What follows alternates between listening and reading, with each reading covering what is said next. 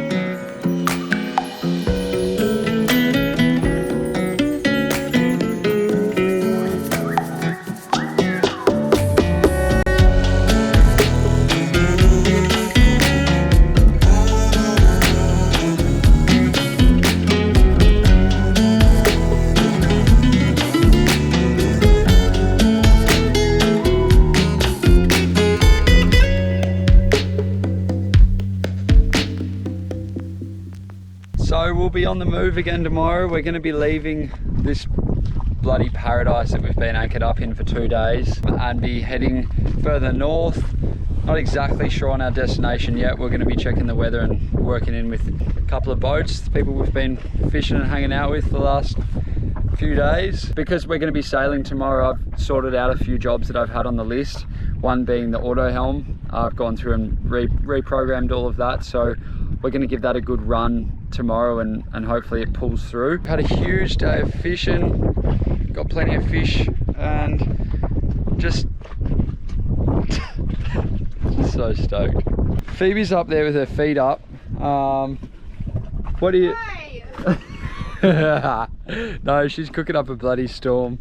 We're going to be using some of the bluefin tuna that we caught. We had some of that sashimi last night. It was beautiful. We might have a little bit more tonight as appetizer, maybe a little bit of calamari as well, and then gonna have a bit of a Japanese feed as well. So everything's going absolutely fantastically, as one would hope. Swell east to northeasterly below 1 metre and weather's going to be sunny. Over. Marine Rescue Bundaberg, thanks for your coverage. Inner Bloom switching back to 1-6. Over. Kitchen smells good tonight. It smells like chicken? Or is it burning flesh? I can't tell the difference because the hairs in my nose are completely singed. I have so many dishes going on at the moment because I had to do a fridge clean out because our fridge freezer didn't freeze over before we put everything in there, and so now the freezer part of it has melted and it's put fridge juice everywhere. But I'm doing a big clean out because we've got a lot of fish in there at the moment, and when there's a lot of fridge juice in there, it seeps into other things, and I don't want the fish to go off and then waste a fish's life. I digress. The Barbie keeps blowing out. I gotta cook 3 separate things on the Barbie. So I'm going out there, checking on it periodically. It's blown out, it's blown out. And I go out there for like the 5th time and I have a look at the dish, it's blown out again. Click the button. In slow-mo, I was like, woo. Let me stop this slow-mo here really quickly to clarify what actually happened. Because it was so windy and the flame was being blown out, I just assumed that the gas wouldn't have accumulated as much as it had. So when I opened the Barbie and got frustrated that I had to relight it for like the 5th time at 8 p.m. at night with 3 other things to bake, I didn't allow enough gas to escape before relighting. So that, with a rush of oxygen, created this fireball, and I am so fortunate that I had the ocean and that it wasn't a nastier outcome. My eyelash, I could just feel my eyelash singe, my arm hair, my fringe. Within about a millisecond of this explosion, I was like, I am on fire, and I jumped into the water. I now have no hair on the upper left side of my body, which some people might find really alluring. It is alluring if you don't smell like a Korean barbecue, which I do. I'm putting olive oil over everything, rinsed all the salt water out of my hair, and clumps of hair is coming out, so I don't know. I don't know what the damage is yet, but I don't have time for this shit. I don't really care. There's nothing I can do about it. So I'm just gonna put the olive oil on the rest of my body. Try not to keep sniffing my arms. Back to it. This is the creation. Quick little throw together this one. Yeah, a little fridge clean out. Looks pretty fat. Looks it's got exciting. sticky sushi rice under there as well. Yum. We're gonna eat and get going, and then I'll be able to inspect how much hair I'm missing tomorrow. We've just woken up. There's a little bit of wind now. At about 4 a.m. the wind picked up, so that's fantastic for us. It is from the southeast, as per the forecast. We're gonna get a wind reading. At the minute, we're averaging 11 knots, gusting up to 12 and a half. So yeah, between 10 to 15 knots, which is, that's good sailing. Like we'll be, yeah, that's good sailing. Real good sailing, yeah! So on the last 2 passages, our bilge alarm has gone off with high water, and Phoebe's had to go down and pump that out, and our bilge pumps have been a little bit inadequate. Had to hand pump the last one. Had to hand pump the last one. Phoebe's doing a last minute bit of washing up after the absolute feast that was cooked up yesterday. And I'm just about to go and tighten the stuffing box because I believe that will be the issue. It's supposed to drip and lubricate as the prop's being spun by the motor, but then also as we're going along, the prop spins from our momentum through the water. So I think it's dripping at that same point. And we noticed the bilge alarm went off when we went on our first passage since Josh worked on the stuffing box. So that's why we think that it's related to that. Yep, so just gonna put a few turns on that now. Unfortunately, we really need to be motoring so I can see how much water's actually dripping. Not too much point in doing it until then, but I'm ready for it when we do start. Hey! Righto, thank you. Pull that main sheet in, Phoebe.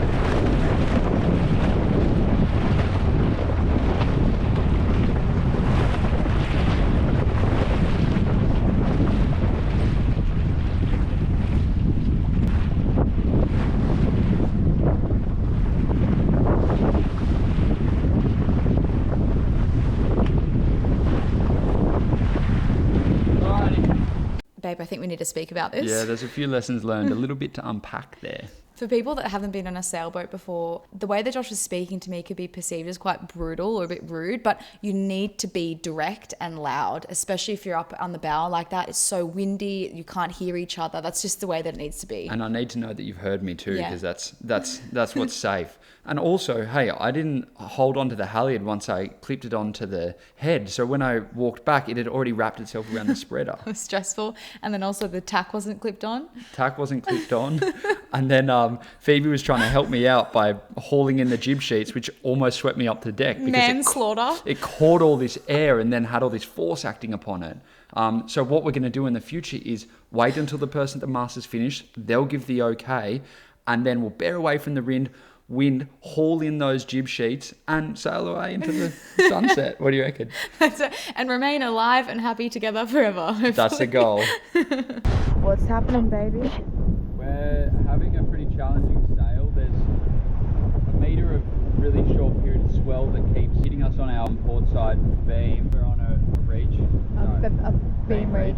We've got between 10 and 15 knots. Thinking about putting a reef in the main because the boat's not sailing very well. We're either rounding up into the wind quite quickly and then have to steer away, and then as you steer away, a wave will come and spin the tail around, so then you'll be fighting to get it back around. So my first thought is that we're going to just chuck a reef in so we're not overpowered. But yeah, definitely need to sort something out with this because I can't. Another 8 hours of this. Yeah. Another 8 hours. Yeah. Right now we're going 7.5 knots, so the boat's overpowered basically. But the wind's supposed to maybe decrease a little bit later into the day, so we kind of want to get the most out of the boat that we can, and if that means having a little bit of weather helm, then that's kind of how it's going to be. But And we've got the main sheeted out so far as well. yeah, we It's are really- a fair bit of wind off the main to keep us in a bit more of an upright position. And because- depower us a little bit. Yeah. But it hasn't really done much. Yeah, we're getting a few waves. I had one come over the back of the stern there a minute ago, wet the deck. Righto, I guess you're using the autopilot anyway, so you wouldn't be feeling as much. It'd be the gears all working, doing the job. I haven't got mine going yet, but it's been a bit of a little bumpy ride here. It seems we get spun around when the waves comes in our stern and pointed the other way, and then rounding up a fair bit, but at least we're making good ground and we won't be out here for as long as we need to be. No, we're in the same. We're tacking all over the joint. It's kind of here, there, everywhere. Alright, good to know it's not just me. Cheers, mate. Ah, Lost it. it's already so challenging. All right. Oh, Lost it. wow. Lost it. Wow. Crazy. South now. Holy shit. Hi, Mum! We're back! Tell them what we might cut out. Coming back, or we might lose reception, but we're just sailing back to mainland from the reef. But I just wanted to see, is Imogen all good? Okay. Okay, and Dad's okay? We said, I wonder, because it's a 12-hour sail today, and we said, I wonder what time we'll get reception, and Phoebe guessed bang on 1 o'clock, and it was 1 o'clock, so I'm going to get off the phone and give the phone to her so she can call Dinah and her family. Love you. She'll be like, honey. No? It's really like... You got to stand up. Oh, I gotta stand up. Hold on, Mum. Hang on a second. Mum! No, listen. No! Hold my bag of rice. It's ringing. Nothing like kids that love to talk to their parents. Aw. Voicemail. You've reached. Pasha, I am alive. We just got reception. We'll give you a call once we're back at our anchorage and we have full reception. It might drop out at any time. But Later this evening. I'm alive, and I love you, and we're sailing back to the Great Barrier Reef, and I'm alive. And I love you. And I love you. Bye. Yay! You got 2 bars, dude. The wind's gone well around to the southeast now. Going on a run is too hard without having the spinning of the head sail poled out. So we're gonna set it up properly for the first time and pull the head sail out so we can go a little bit more on our course, and then the preventer as well after that, if I make it out alive after Phoebe's gassy farts. What? When am I? Tell it to the judge. I'm innocent. She's mad, that girl. Anyway, I'll show you what I'm doing. So I've got the spinnaker pole in position that is hooked on at the mast. I've got a lift on it, a halyard on it. I don't know if it's called a halyard. And I'm gonna set up 2 lines, one that's gonna keep it pulled forward and one that's going to keep it pulled back. So it's just going to be a lot of plodding around, which I'm honestly not all that keen for, but if it's going to get us close to our destination, then it's pretty important.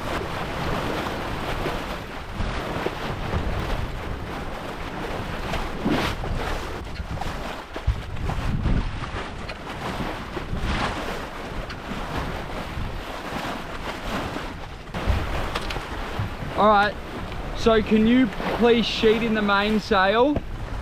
And then we'll start a turn downwind now. And then you're gonna have to let the head sail out, and I'm gonna clip on the spinnaker pole. So turn downwind, and as you turn downwind, we're gonna let the head sail out a little bit, okay? Don't let it run freely, just control it well if you can.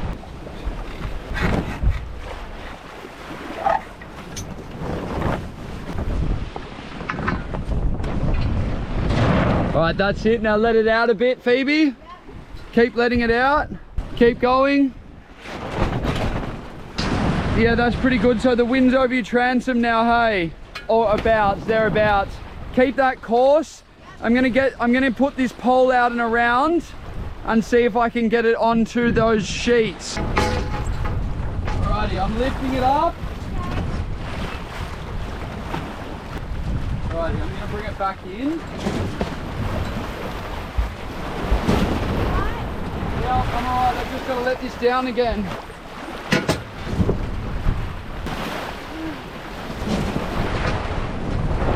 Can you give me a bit of that line, please? Not too much. This line's steady. I'm going to try to put this on.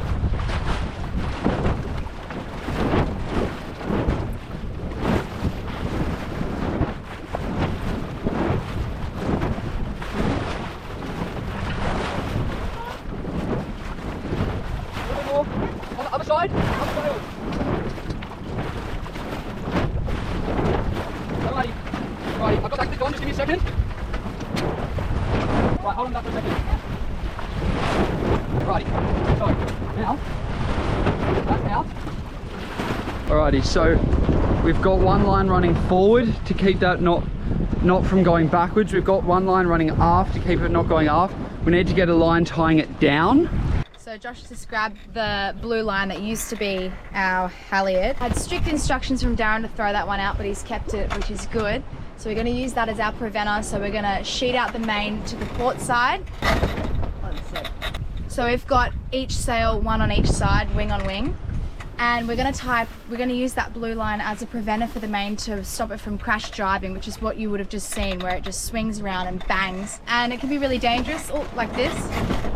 It can be really dangerous if the boom whacks you on the head, especially if you're under passage. So we tie that preventer line on the handrail or the granny rail on the side that the boom is sheeted out.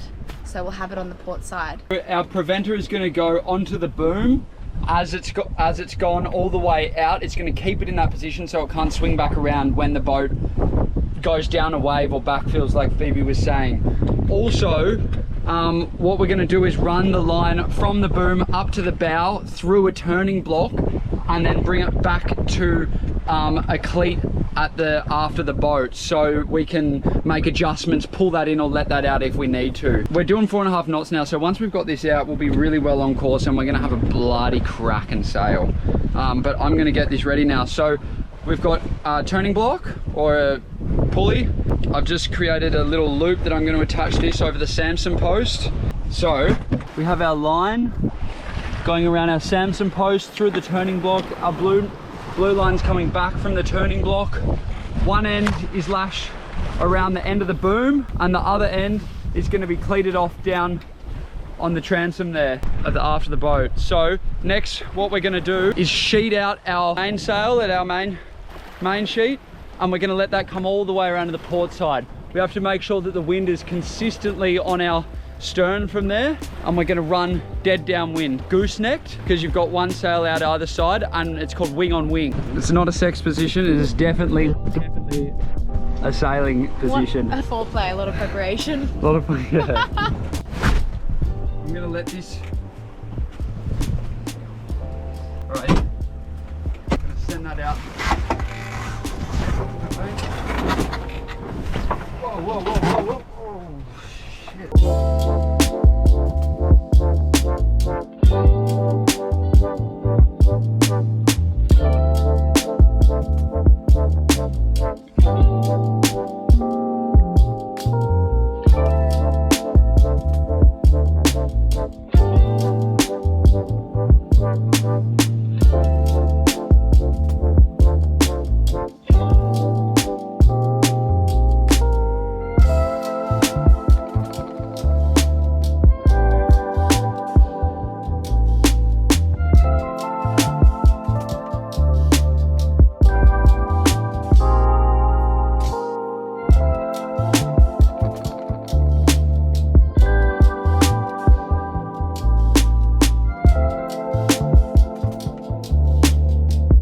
Alrighty, so to wrap it up, I've traveled out the main sheet, so it's all the way out. Tightened the preventer so it won't go anywhere. You can see we've got our traveller running back to the winches and the coach house.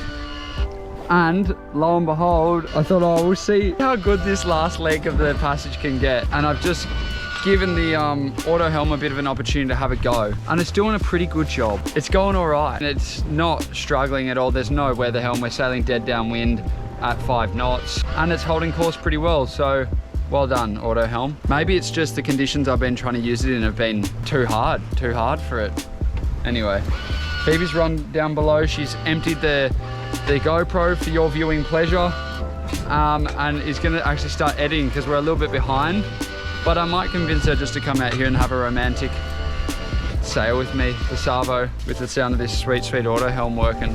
We might sit up on the bow and just kick back. You can see I'm pretty stoked. This is the good part of sailing, you know, it's hard work, a lot of work, but when all the conditions line up like this, it's really sweet. So yeah.